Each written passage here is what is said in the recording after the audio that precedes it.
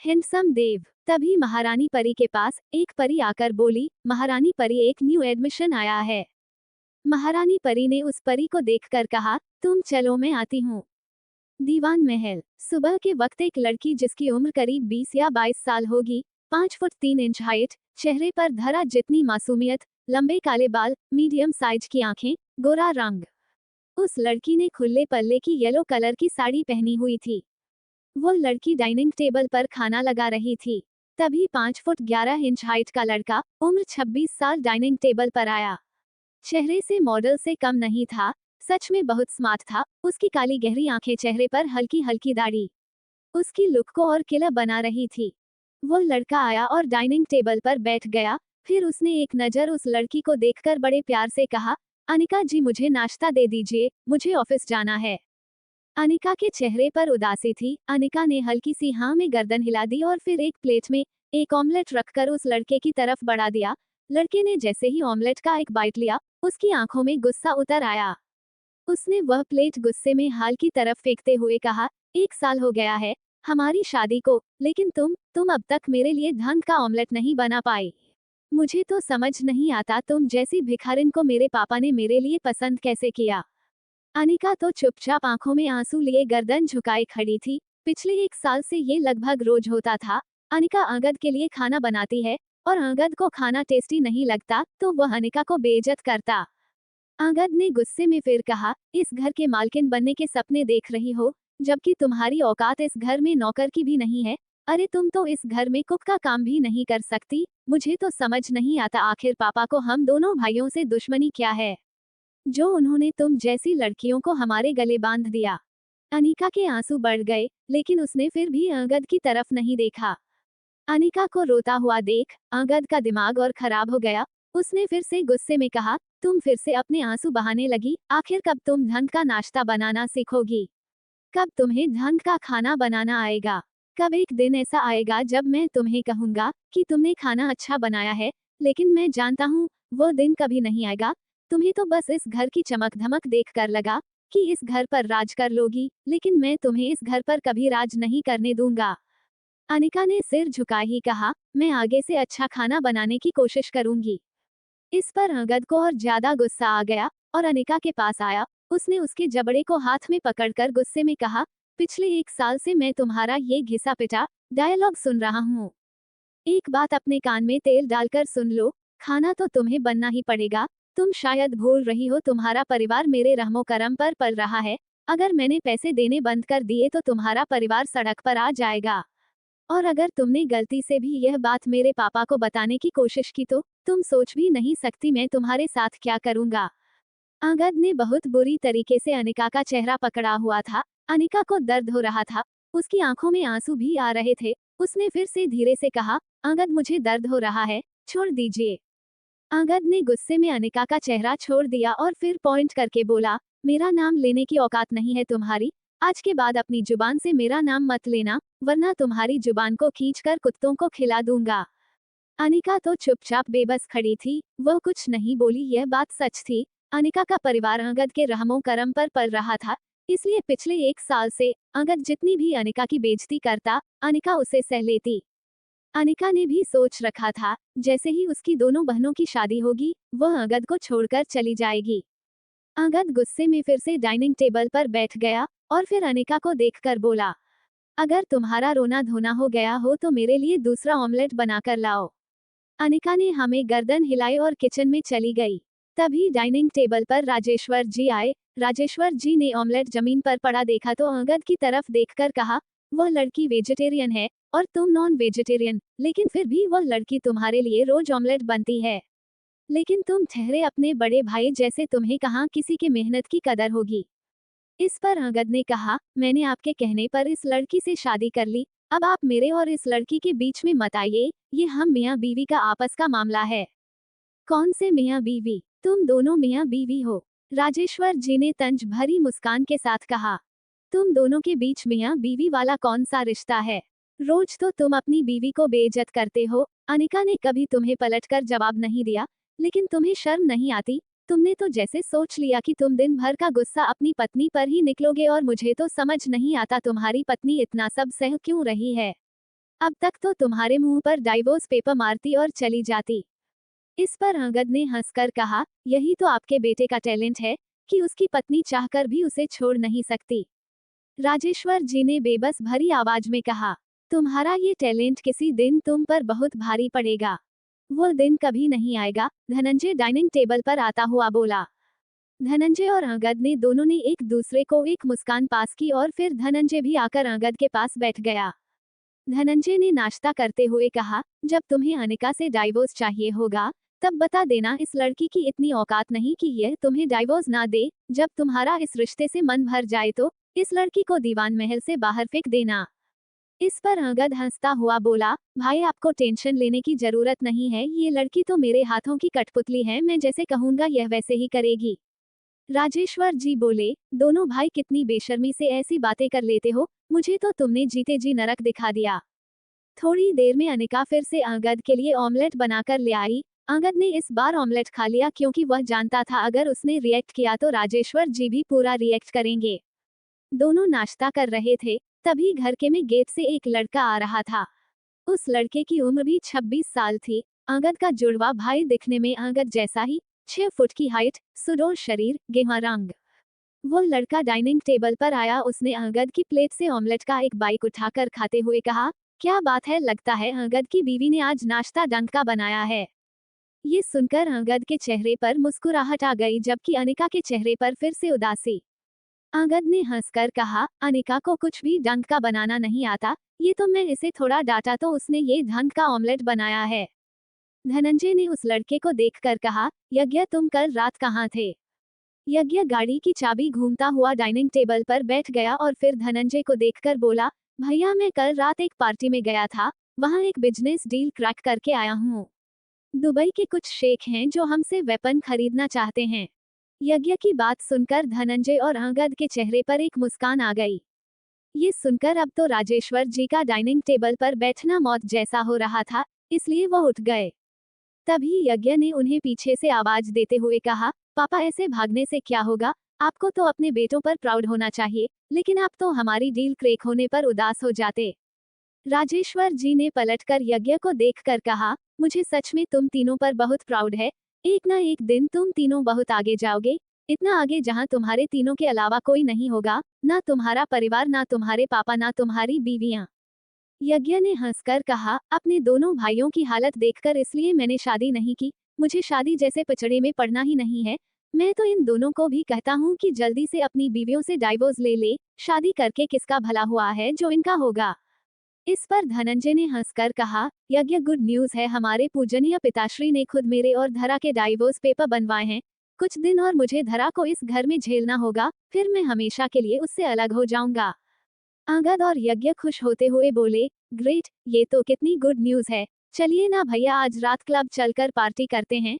छोटी सी पार्टी कर लेंगे और जब वो अनाथ धरा इस घर से चली जाएगी तब एक ग्रैंड पार्टी करेंगे। यज्ञ ने फिर अंगद को देखकर कहा, अंगद तू भी कब तक ये सड़ा हुआ ऑमलेट खाएगा, तू डिवोर्स क्यों नहीं दे देता। अंगद ने एक नजर अनिका को दिखा जो उसे उम्मीद भरी नजरों से देख रही थी। उसकी आंखों में आंसू साफ दिखाई दे रहे थे जो उसने रोके हुए थे। ये तो तय था वह इस वक्त यहाँ से निकलकर रोना चाहती थी, लेकिन फिर भी उसने अपने आंसू कंट्रोल किए हुए थे। अंगद ने अनिका को देखकर एक तंज भरी मुस्कान के साथ कहा, अनिका का तो होना ना होना बराबर है, जब मन करेगा मैं इसे बाहर का रास्ता दिखा दूंगा। वैसे भी ये तो सांस भी मुझसे पूछ कर लेती है, तो मुझे इस डाइवोर्स देने में कोई जल्दी नहीं है। जब तक कोई लड़की मेरी टक्कर की नहीं मिलती तब तक इसे ही घर का काम करने देते हैं। राजेश्वर जी, जो जाना चाहते थे वह ये बात सुनकर रुक गए और फिर पलट कर बोले, क्या बात है, मैं तो सोचकर हैरान हूँ कि तुम तीनों दिन पर दिन बेशर्मी का रिकॉर्ड तोड़ रहे हो, अपनी बीवी के सामने ही दूसरी लड़की की बात कर रहे हो, और पता नहीं इन कानों को क्या क्या सुनना बाकी है। राजेश्वर जी अपनी बात बोलकर चले गए और वह तीनों भाई एक शैतानी हंसी हंसने लगे। परीलोक। महारानी परी के सामने एक लड़का खड़ा था जो दिखने में बिल्कुल चॉकलेट बॉय जैसा था। 5 फुट 11 इंच के आसपास की हाइट होगी, ब्राउन आंखें, गोरा रंग, क्लीन शेव। उसने व्हाइट कलर के कपड़े पहने हुए थे जिसमें वो बहुत हॉट लग रहा था। महारानी परी ने पूछा, नए एडमिशन हो, कहाँ से आए हो। वह लड़का बोला, धरती से। और कहाँ से, चांद पर तो अभी कोई बसने गया नहीं। महारानी परी ने हंसकर पूछा, तुम्हारा नाम क्या है? मैं देव, उस लड़के ने हंसकर कहा। महारानी परी बोली, देव तुम्हारा परीलोक में स्वागत है, आज से तुम नहीं रहोगे, लेकिन इन परियों से दूर ही ना। महारानी परी ने बाकी परियों की तरफ नजर घुमाकर देखा तो वह सारी परियां देव को देख रही थी, क्योंकि देव सच में बहुत हैंडसम था। देव ने एक नजर उन परियों को देखा और फिर उन्हें एक कातिलाना मुस्कुराहट पास कर दी। चफोर यामिनी, वह सारी परियां देव को देखकर अपने दिल पर हाथ रख रही थी। देव ने कुछ ही सेकंड में परीलोक की परियों के दिल में अपने लिए एक खास जगह बना ली थी। हर एक परी देव को देखकर आह भर रही थी। महारानी परी ने एक बार देव को देखा और फिर सारी परियों को, जो देव को ही देख रही थी। महारानी परी ने देव को देखकर कहा, देखो देव, धरती लोक पर तुम जो करते थे वो यहाँ नहीं चलेगा, समझे? देव ने एक कातिलाना मुस्कुराहट के साथ कहा, महारानी परी, मैंने तो धरती पर भी कुछ नहीं किया तो यहाँ क्या करूँगा? इस पर महारानी परी ने अपनी जादुई छड़ी देव को दिखाते हुए कहा, मुझसे कुछ नहीं छुपा सकते, मैं सब जानती हूँ कि तुमने धरती पर क्या किया और क्या नहीं। अब जाओ अपने बादल पर बैठो। देव जाकर अपने बादल पर बैठ गया और धीरे धीरे बादल पर ही लेट गया। देव ने अपने दोनों हाथ अपने सिर के नीचे रखे हुए थे। फिर उसने महारानी परी को देखकर कहा, महारानी परी, क्या मुझे छड़ी और पंख नहीं मिलेंगे या उसके लिए मुझे अलग से कोर्स करना पड़ेगा? महारानी परी बोली, तुम्हें पंख भी मिलेंगे और छड़ी भी, लेकिन उसके लिए तुम्हें नेक काम करने पड़ेंगे। जब कोई काम तुम्हें दिया जाएगा, तुम्हें उसे लगन और मेहनत से करना होगा, उसी के हिसाब से तुम्हें पंख और छड़ी मिलेगी। इस पर देव ने पूछा, और मुझे काम कब मिलेगा? महारानी परी बोली, काम भी मिलेगा, पहले थोड़ा आराम कर लो। देव ने बादल पर पसरते हुए छुटकी बजाई और उसके सामने एक टीवी चल गया। देव ने अपने दोनों हाथ अपने सिर के नीचे रखे हुए थे और पैरों को क्रॉस करके हिला रहा था और सामने एक बड़ा सा लेड चल रहा था। स्क्रीन पर देव एक लड़की को देख रहा था। उस लड़की के घर में दो आदमी खड़े थे। 1 साल का बच्चा पालने में लेटा हुआ रो रहा था। वह लड़की उन दो आदमियों के सामने हाथ जोड़ते हुए बोली, मैं इतने छोटे से बच्चे को लेकर कहाँ जाऊंगी? मुझे बहुत जल्दी नौकरी मिल जाएगी, मैं आपके सारे पैसे चुका दूंगी। उन दोनों आदमी में से एक आदमी ने कड़कती हुई आवाज में कहा, तुम्हारे बच्चे का मैंने ठेका लेकर नहीं रखा। 2 महीने हो गए तुमने इस मकान का किराया नहीं दिया। मैं तुम माँ बेटा को और इस घर में नहीं रख सकता। जितनी जल्दी हो सके इस घर को खाली कर दो, वरना तुम्हारा सामान उठाकर बाहर फेंक दूंगा। वो लड़की हाथ जोड़कर बोली, ऐसा मत कहिए भाई साहब, अपने बेटे को लेकर कहाँ जाऊंगी? आप तो जानते ही हैं सब कुछ। तो पहले ही मेरे भाई की एक्सीडेंट में मौत हो गई। अगर मेरे भाई होते तो मुझे ऐसी परेशानी का सामना नहीं करना पड़ता। आप भी तो मेरे भाई जैसे हैं, कुछ दिनों की मोहलत और दे दीजिए। भाई सुनकर उस आदमी का दिमाग खराब हो गया। वह आदमी बोला, पहली बात तो मैं तुम्हारा भाई नहीं हूँ, और अगर तुम्हें कुछ दिनों की मोहलत चाहिए तो तुम्हें मुझे खुश करना होगा। ये सुनकर उस लड़की के पैरों तले जमीन खिसक गई। उसकी आंखों में आंसू आ गए। उसका छोटा सा बच्चा पालने बैठा हुआ रो रहा था। उसका रोना और तेज हो गया। वो लड़की हैरानी से उन दोनों आदमियों को देख रही थी, और वह आदमी बहुत ही गंदी नजर से उस लड़की को देख रहे थे।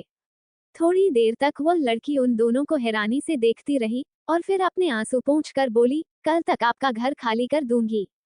उन दोनों आदमियों में से दूसरे आदमी ने कहा, अगर कल तक ये घर खाली नहीं हुआ तो जो हमें चाहिए वह दे देना। इतना कहकर वह एक शैतानी हंसी हंसकर उस घर से चले गए, और वह लड़की झटके से जमीन पर बैठकर रोने लगी। थोड़ी देर होने के बाद उसने अपने 1 साल के बेटे को गोद में लिया और उसे गले लगा कर रोने लगी, और फिर अपने भगवान को कोसते हुए बोली, भगवान तू इस दुनिया में है भी या नहीं? तुझे मजबूरी नहीं दिखाई देती? तुझे मुझ जैसी लड़की का रोना दिखाई नहीं देता? हम माँ बेटे का एक ही सहारा था, उसे भी आपने छीन लिया। मेरे भाई को अपने पास बुला लिया, अब मैं कहाँ जाऊँ? इस नन्ही सी जान को लेकर मर भी नहीं सकती। कैसे बचाऊं खुद को? इस दुनिया में कितने जानवर घूम रहे हैं, कैसे बचाऊं? इस बच्चे को कोई तो रास्ता दिखा दे भगवान। नीचे उस लड़की का रो रो कर बुरा हाल था, और परी लोक में श्वेत परी महारानी परी के पास आकर बोली, आखिर इन लड़कियों की जिंदगी में खुशियां कब आएगी? इस पर महारानी परी ने बड़े प्यार से जवाब दिया, श्वेत परी, कोई भी दुख एकदम से खत्म नहीं होता, उसे खत्म होने के लिए वक्त लगता है। इस लड़की का भी दुख जल्दी खत्म होगा। अगले दिन वह लड़की अपने 1 साल के बेटे को गोद में लिए एक बैग के साथ सड़क पर बेसुध सी चल जा रही थी। उस लड़की ने उस घर को छोड़ दिया था। वह किसी भी कीमत पर अपने इज्जत को उन आदमियों के हवाले नहीं करना चाहती थी। वह लड़की कहाँ जा रही थी? किसी को नहीं पता था, खुद उसे भी नहीं पता था कि वह अपने 1 साल के छोटे से बच्चे को लेकर कहाँ जाएगी। तभी उस लड़की के सामने एक लग्जरी गाड़ी आकर रुकी। गाड़ी को देखकर लड़की रुक गई। लड़की की आंखों में आंसू बह रहे थे। उसने वह आंसू पोंछ लिए। उस गाड़ी में से टाइगर निकला। टाइगर उस लड़की के पास आकर बोला, आपका नाम यामिनी है? लड़की ने हाँ में गर्दन हिला दी। टाइगर ने कहा, मैं आपको लेने आया हूँ। इस पर यामिनी बोली, पर मैं तो आपको नहीं जानती, आप मुझे क्यों लेने आए हैं? टाइगर ने कहा, आपका भाई हमारी ही कंपनी में काम करता था। उनकी मौत के बाद हमारे ओनर को पता चला कि आप बेसहारा हो गई, इसलिए उन्होंने आपको एक जॉब देने की सोची है। आप मेरे साथ चलिए, मैं आपको अपने ओनर से मिलवा दूंगा। अभी 1 दिन पहले उसने जो 2 आदमियों की बात सुनी थी, उन्हें सुनकर यामिनी किसी पर जल्दी से विश्वास नहीं कर सकती थी। यामिनी ने थोड़ा शक्ति से कहा, देखिए मैं आपको बिल्कुल नहीं जानती और ऐसे ही मैं किसी के साथ नहीं जाऊंगी। मुझे मेरे हाल पर छोड़ दीजिए, मैं अपने रास्ते खुद बना लूंगी। मुझे आपके और आपके ओनर की जरूरत नहीं है। टाइगर ने कहा, यामिनी मेरा यकीन करो, मैं सच में तुम्हारे भाई के ऑफिस से ही आया हूँ। तुम्हें छोटे से बच्चे को लेकर कहाँ जाओगी? इसलिए कह रहा मेरे साथ चलो, मैं तुम्हें अपने ओनर से मिलवा दूंगा। वो तुम्हें एक अच्छी जॉब दे देंगे, जिससे तुम अपना और अपने बच्चों का ख्याल रख सकती हो। यामिनी की आंखों में आंसू आ गए और फिर वो टाइगर को देखकर बोली, मेरा फायदा उठाना बंद कीजिए। माना कि मैं इस दुनिया में इस छोटे से बच्चे के साथ अकेली हूँ, लेकिन इसका मतलब यह नहीं कि कोई भी चलता फिरता आदमी मेरा फायदा उठा सकता है। ना मैं आपको जानती हूँ, ना ही आपके मलिक को। मैं आपके साथ नहीं जाऊंगी, आप हटिए मेरे रास्ते से। टाइगर समझ रहा था कि यामिनी इतनी जल्दी उस पर विश्वास नहीं करेगी, आखिर करेगी भी क्यों? अचानक से कोई लड़का किसी लड़की की मदद करेगा, तो वह लड़की उसकी मदद क्यों लगी? वह लड़की तो यही समझेगी ना कि मदद के पीछे उसे लड़के का कोई ना कोई स्वार्थ जुड़ा होगा। टाइगर को जब कुछ समझ नहीं आया तो उसने अपनी जेब से गन निकालकर यामिनी के हाथ पर रखते हुए कहा, ये लीजिए, अगर आपको मेरी बातों पर यकीन नहीं है तो आप मुझे गोली मार देना, और अगर आप मुझे गोली नहीं मार पाई तो खुद को शूट कर लेना। अब आप ये गन अपने पास रखिए और गाड़ी में बैठ जाइए। टाइगर का कॉन्फिडेंस देखकर यामिनी सोचने पर मजबूर हो गई। उसने पहले गन को देखा और टाइगर को, फिर मन ही मन सोचा, एक बार जाकर देख लेती हूँ, क्या पता सच में भगवान ने मेरे लिए किसी फरिश्ते को भेजो हो। टाइगर आगे बढ़ा और उसने यामिनी का बैग उठा लिया और फिर उसे बैक सीट पर रख दिया। फिर उसने यामिनी के लिए फ्रंट सीट का गेट खोला। यामिनी अपने बेटे को लेकर उसमें बैठ गई। लेकिन यामिनी ने उस गन को भी अपने हाथों में पकड़ा हुआ था और उसने भी यही सोचा था कि अगर उसके साथ कुछ भी गलत हुआ तो या तो वह टाइगर को मार देगी या फिर खुद को शूट कर लेगी। करीब 1 घंटा ड्राइव करने के बाद टाइगर ने गाड़ी दीवान महल के बाहर रोक दी। यामिनी ने तो पहली बार इतना बड़ा घर देखा था। घर क्या, वह तो सच में बहुत बड़ा महल ही था। कहाँ यामिनी एक छोटे से फ्लैट में रहती थी और कहाँ इतना बड़ा घर। इतने बड़े घर तो यामिनी ने टीवी में ही देखे थे। आज उसने सच में इतना बड़ा घर देखा था। उसने सुना था कि दीवान महल बहुत सुंदर है, लेकिन सच में दीवान महल सच में बहुत सुंदर था। यामिनी ने गाड़ी से उतरकर टाइगर से पूछा, यह इतना बड़ा घर किसका है? टाइगर ने उसे अपने साथ अंदर आने का इशारा किया। यामिनी टाइगर के पीछे पीछे चल दी। टाइगर आगे चलता हुआ बोला, ये दीवान महल है, आपका भाई जिस कंपनी में काम करता था, उसे कंपनी के ओनर का घर। इस पर यामिनी बोली, ये तो बहुत बड़ा है, इसमें तो पूरा एक गांव समा जाए। टाइगर के चेहरे पर हल्की सी मुस्कुराहट आ गई। टाइगर यामिनी को लेकर राजेश्वर जी के कमरे में आ गया। राजेश्वर जी का कमरा भी बहुत बड़ा था। बहुत बड़ी बालकनी, बहुत बड़ा कमरा। उस कमरे में एक साइड लिविंग रूम भी था। यामिनी ने तो पहली बार इतना बड़ा कमरा देखा। लोगों के घर इतने बड़े नहीं होते जितना बड़ा वह कमरा था। राजेश्वर जी बालकनी में सोफे पर बैठे थे, बिल्कुल उदास, जैसे उनके अंदर जीने की इच्छा खत्म ही हो गई हो। तभी टाइगर ने उन्हें पीछे से आवाज देकर कहा, मिस्टर दीवान, मैं उस लड़की को ले आया हूँ। राजेश्वर जी ने यामिनी की तरफ पलट कर देखा। यामिनी 5 फुट 3 इंच हाइट, सुनहरे बाल, गोरा रंग, मोटी मोटी आंखें, भारी पलके, उम्र मुश्किल से 21 साल होगी। देखने से लगता भी नहीं था कि एक बच्चे की माँ है। लेकिन चेहरे पर राजेश्वर जी से ज्यादा उदासी, आंखों में आंसू। आंखों में देखकर ही लगता है कि दुनिया भर का दुख इस लड़की की आंखों में भरा हुआ है। राजेश्वर जी ने यामिनी को अपने पास प्यार से बुलाकर कहा, यहाँ आओ बेटी, मेरे पास बैठो। यामिनी अपने छोटे से बच्चे को लेकर राजेश्वर जी के सामने जाकर खड़ी हो गई। राजेश्वर जी ने कहा, बैठ जाओ बेटी। इस पर यामिनी ने अपने बच्चों को दूसरे कंधे पर शिफ्ट करते हुए कहा, नहीं मैं ठीक हूँ, आप बताएं आपको मुझसे क्या काम था? आपने मुझे यहाँ क्यों बुलाया? राजेश्वर जी ने यामिनी के बच्चे को देखा, बहुत प्यारा बच्चा, एकदम क्यूट सा, गोरे गोरे गाल, मासूम सा चेहरा, घुंघराले बाल, देखने में ही बहुत प्यारा था। उस बच्चे को कोई भी देखता तो कुछ सेकंड तक उसकी नजर उस पर ही टिक जाती। उस बच्चे की गहरी काली आंखें जो उसकी मासूमियत को और बढ़ा रहा थी, होठों पर एक प्यारी सी स्माइल। वह बच्चा बार बार यामिनी के दुपट्टे को खींच रहा था, शायद उसे भूख लगी थी। राजेश्वर जी ने उस बच्चे को देखकर कहा, यामिनी शायद तुम्हारा बच्चा भूखा है, तुम इसे स्तनपान कर दो, उसके बाद हम बात कर लेंगे। इस पर यामिनी की पलकें झुक गई, उसने धीरे से पूछा, दीवान साहब कहाँ बैठूं? राजेश्वर जी अपनी कुर्सी से उठकर वहां से जाते हुए बोले, बेटा यहीं बैठकर अपने बच्चों की भूख शांत कर लो।